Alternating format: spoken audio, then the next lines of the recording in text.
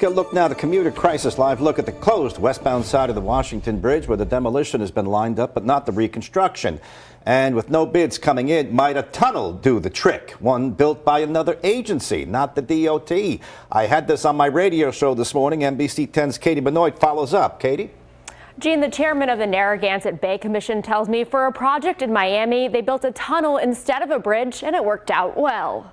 This option deserves some consideration. Narragansett Bay Commission Chairman Vincent Mesolella says he has an idea. Dig a tunnel instead of building a new westbound Washington Bridge. Last week we learned 67 vendors looked at the project and took a pass. Now lawmakers are back to the drawing board, and the Narragansett Bay Commission is throwing an idea into the mix. The commission has completed one of 3 planned tunnels to direct stormwater to a treatment plant instead of running untreated into the bay. We drove for 3 miles. No one even knew we were there.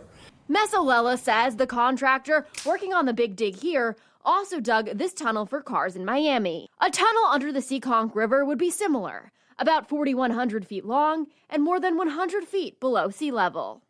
We could actually use this project as a model. RIDOT Director Peter Alviti spoke with NBC 10's Gene Valicenti this morning on WPRO.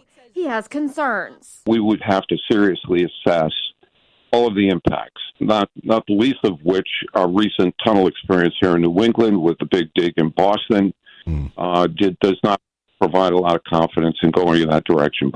And since most tunnels ban tanker trucks and other hazardous cargo, some vehicles now using the Washington Bridge would not be allowed to go into the tunnel.